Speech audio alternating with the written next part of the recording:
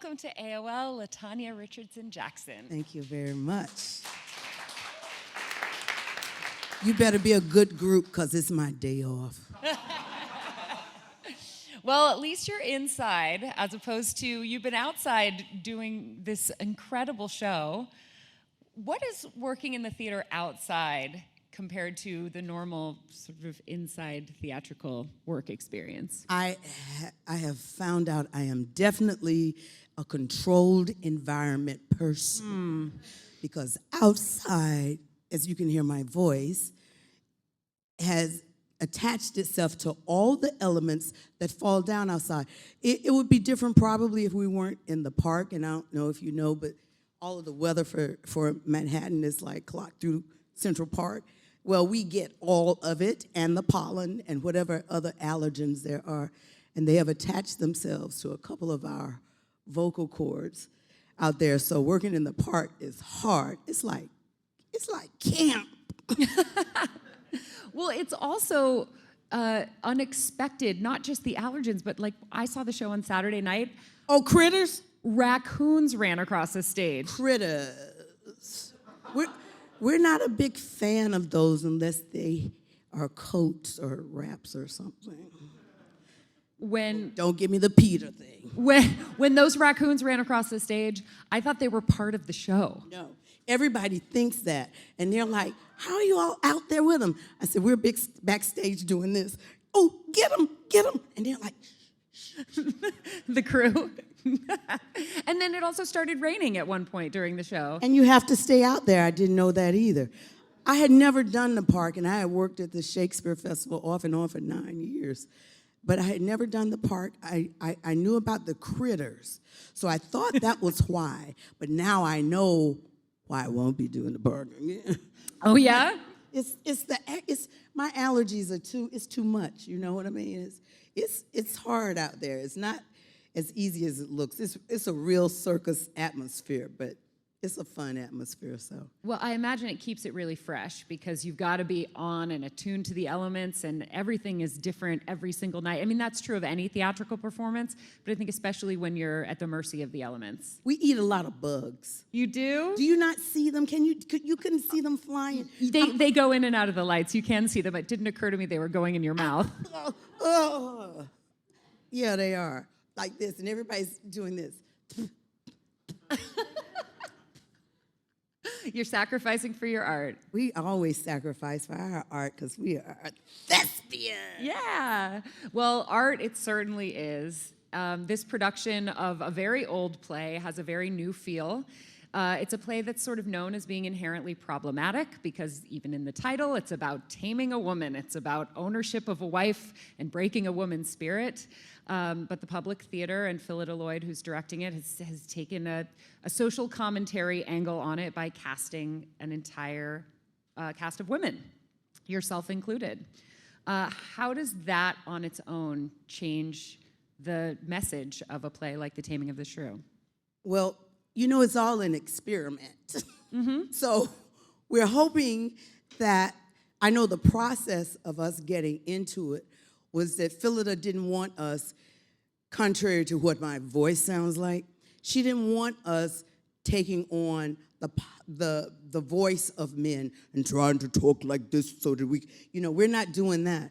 We were just supposed to internalize inhabiting the posture and the idea that we think, which we know, that men assume on their lives a position of importance and that women don't usually do.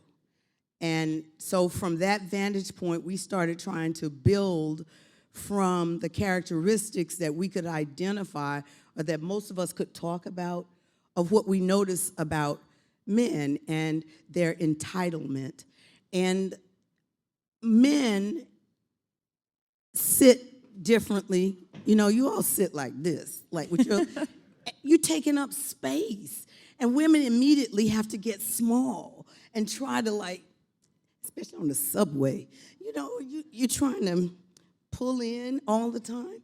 And so it was trying to find, and we say, apologize a lot. We tried to find all of the things that we could readily identify as being male. And mostly it was things that we could line up from entitlement and basic behavior that changed us into men. And some people say we're very successful at it because I think if we had been trying to, like we walk a certain way, but it's not to say, we don't look like that. So it's the things that we readily identify as a man's rhythm that was different. So from that vantage point, the mindset was not to comment on what we thought in this very misogynistic play, was to not to comment on men, what women think that we don't like about what the play says or what the man has said, but rather try to filter it and deliver it from, that's why I said it's an experiment, to filter it and deliver it from the posture that we have created to see if the embodiment of our doing it would change how it comes across. And it does. Because women, no matter how we try to frame something, there's something inherently true and thoughtful about what we do. So we can only go so far in the men's suit to hopefully you can see the difference in our interpretation, and which is really a Philida Lloyd experiment thing. But her concept is so broad and great in it that you really do want to say, well, don't you feel bad for being a man and trying to tame us somehow? Mm-hmm. You saw the play. I don't know. I don't want to give away much if you haven't seen it. Hopefully you'll come see it. It's free. It is free, and that is a remarkable thing the public theater continues to do year after year, is to make Shakespeare available to anyone. Of course, it involves, at this point, waiting in line in Central Park for several hours, but it's worth it. Okay, but can I give you the clue? Yes. Go to the line at 6:45, I think night? it is. Yeah, for the cancellation line. That's the key. Because they hold all up, then they release them. If you haven't picked up the tickets, 6:45, they'll release them. So everybody who knows about that, they wait until the cancellation line, and they just go. They don't stand all day. Did you go to other Shakespeare in the Park performances as an audience member? I did. That's what made me decide I couldn't do it, because I was looking at the critters, and it wasn't just raccoons. It was like those other things that start with an R. I was like, oh, no. Oh, those ones that New York is famous for? Yes. in the and subway? The mosquitoes. Yeah. The mosquitoes, because, we're right in front of that lake. Mm-hmm. The West Nile and that other thing. Anyway, it's outdoors. Well, it is a beautiful production, and from the audience, I'm very appreciative of the fact that you and your castmates are doing it, and that the public continues to put this work on. Listen, Joseph Papp, whom I had the pleasure of knowing when I came to New York, I was from Atlanta, Georgia, and it was my senior year of college. I got my equity card doing The Best Man with E.G. Marshall and Victor Joy, and he came to see E.G. Marshall, and he said, you should come to New York. So I met Joe. I started working at the New York Shakespeare Festival in 1978, 79, something like that. So I have a history with them, and I know that this was what he always wanted Shakespeare to be done by Americans in America, and he wanted it free for everybody, because he said, these are things, their plays, it's the art that they used to do, during Elizabethan times. Shakespeare didn't write for the elite, right? No, he wrote did for not. the people. No, he wrote for the people, and the people would come out, because he was actually only reiterating what was happening at the time. It wasn't like he was creating all of these stories. These were stories that were occurring, so people knew what the story was, but then he would dramatize it. So yes, Oscar Eustace, God bless him. He's keeping it true to what Joe's vision was. Yeah. And you have some very significant theatrical background. You're a Tony nominee. Thank God for that. 2013 and for A Raisin in the Sun. Thank you, bless your heart. And that was a role you almost didn't have.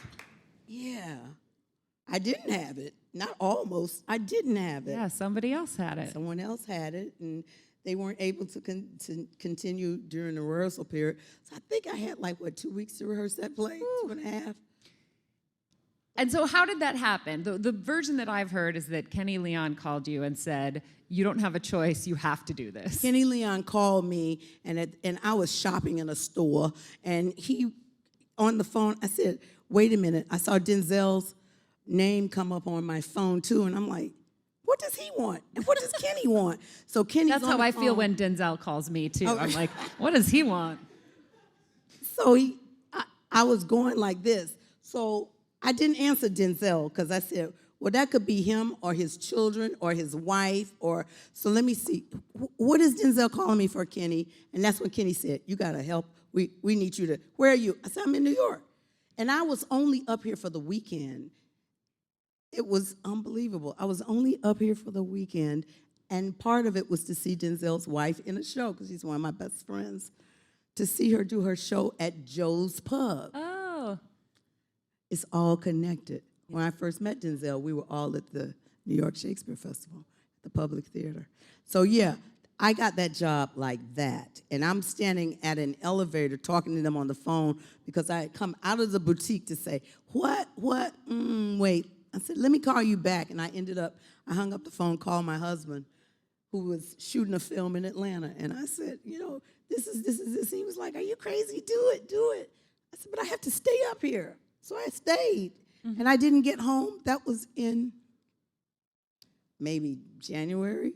And I didn't get back home until July. You came for the weekend and you came ended for the up weekend doing an entire show. And ended up with a Tony nomination. I love it.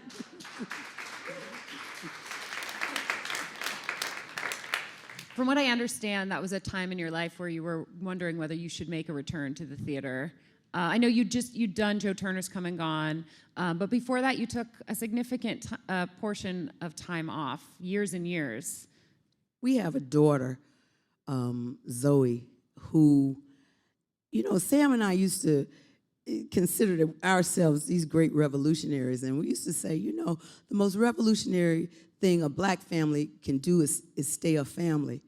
So that was sort of our mantra. And in doing that, with him having to go off and make all of these movies and stuff, I said, you know what, I'll stay home with Zoe. And because she has been such our experiment from the time she was born.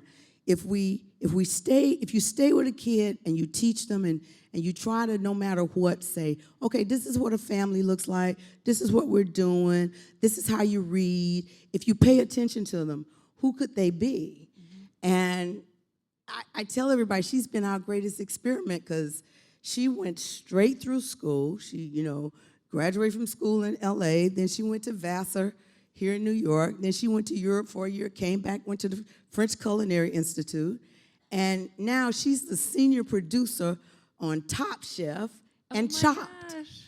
So you did something right. It was an experiment, though. You know what I mean? It was all these different things that we just did. I don't even know what your question was. Well, it was less of a question and more of just saying I admire so much the fact that you made this decision. Oh, but that's why. And then you came back and you're back on the stage. That was why, though, because I wanted her. My grandmother was at home. Somebody was at home with me, and I didn't. I'm from Atlanta. We don't even know that kind of life to go and live somewhere else and nobody's there and you at somebody's house and we didn't know. I don't think I even knew what a nanny was. So I wanted her to have that. I wanted her to know what a home-cooked meal was every day, mm-hmm. and a lunch for school. So that's why I did it. It was to keep our family on a certain level. So now, she's a grown woman with her own thing and her own life, and there I was. And I don't know if you can tell, I'm not that kind of girl that's just going to follow Sam around. So it's like, all right, darling, what are you going to do? So I said, well, I could go to work. So that's what I did. I love it. I know that the family has a charitable foundation, the Sam L. and LaTanya R. Jackson Foundation. What can you tell us about that? Well, to him who much is given, much is required. And I grew up in a family that was always giving.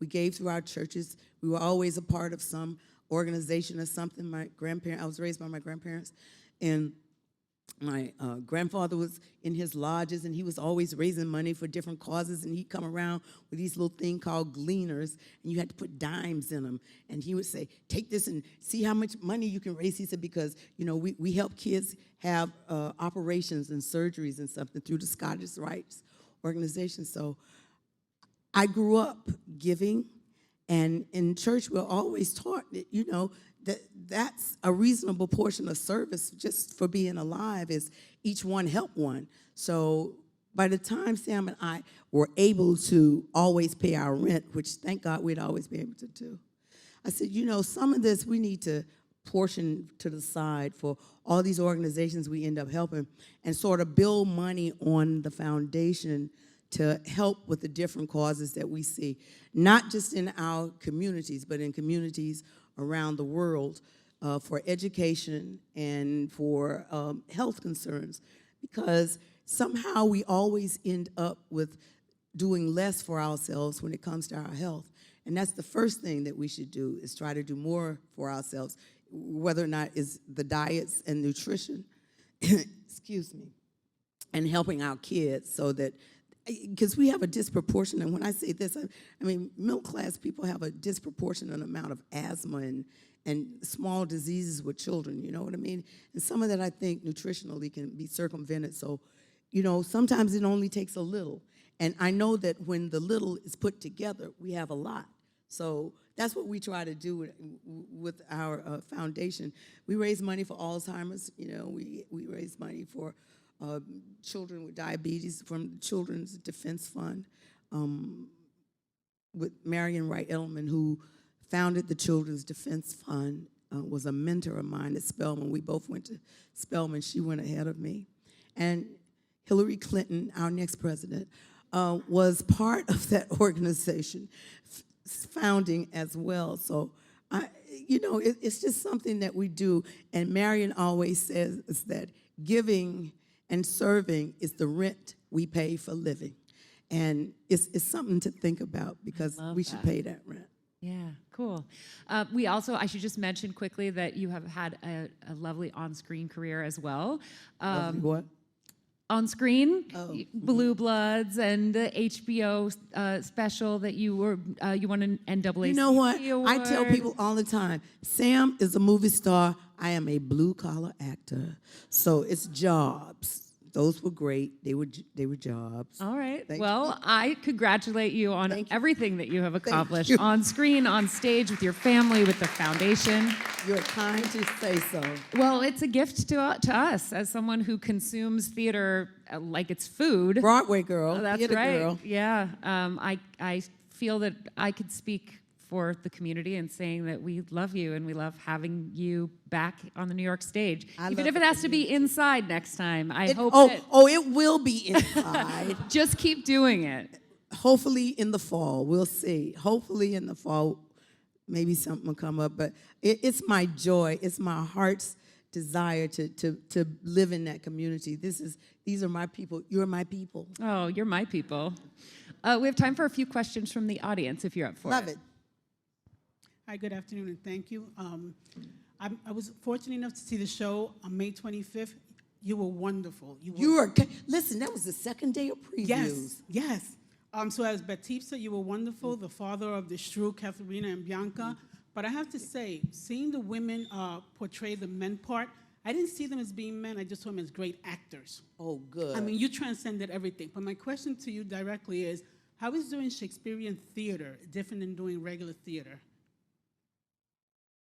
It's not really different, but the drive into the words is what's different, because we're not used to hearing the language of iambic pentameter, the poetry of it laid out the way it is. So you have to go deep into the words and really articulate them so that the whole idea, you end up hearing the story in the whole idea. So that's the only difference, because it's all just storytelling at the end of the day. But remember, when we hear other than Shakespeare, we already usually understand the rhythm of what's going on, because thematically, everybody writes what we know.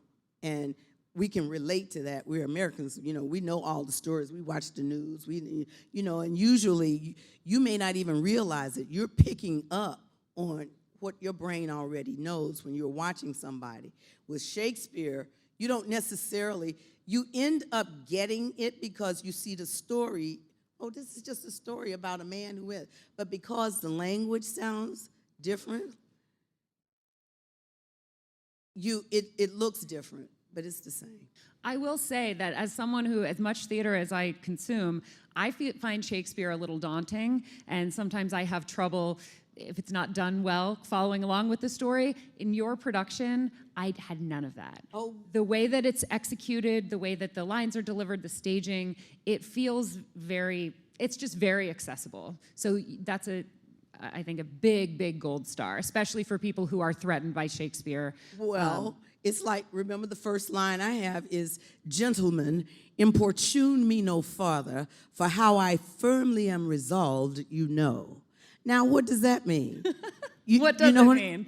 It means, look, could you all stop bothering me? Because that's what I'm saying. That's the line is just, "Gentlemen, importune me no farther, for how I firmly am resolved, you know." But when you say, "Gentlemen, importune me no farther, for how I firmly am resolved, you know." See, that's driving the word with intent into the word. We don't talk like that, but for that particular line, if I just talk like we talk, "Gentlemen, importune me no farther, for I am firmly resolved," it just sounds like words. It sounds like poetry, which is how it's, not as a critique, but that's how it has been presented in a lot of cases, especially in America, because we didn't really understand that you even had the license to deconstruct the pentameter. Do you have to go into every line and sort of translate it into modern English? We do. Wow. We do. Well, the effort shows. It comes across. Oh, great. Thanks. Does anyone else have a question? Hi, I'm excited to see this, and I've also never been to Joe's Pub. And I know you like home cooking, but I heard they have good spaghetti. What else do you recommend there? In Joe's Pub? Yeah. I never ate the food in Joe's Pub. I drink in Joe's Pub. What is it?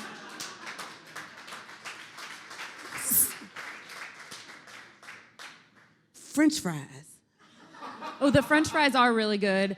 I've tried a lot of stuff on that menu. I'm trying to think of what in particular, but they have fish tacos that are really excellent, and the cocktails, yeah, for sure. Anybody else? Hi. Hi. I can't wait to see this. I was just wondering, did you hear any responses from male audiences of how they like the show, and also, have you ever had any mistakes on stage, and were you able to get Had a what? any mistakes on stage, or Oh, let me tell you, I had one last night.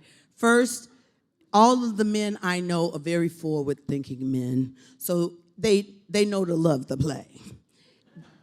Last night, have I had any flubs? Last night, I was supposed to say, because I'm tired, something about gentlemen. I say gentlemen 3 times, right back behind each other in 3 different passages.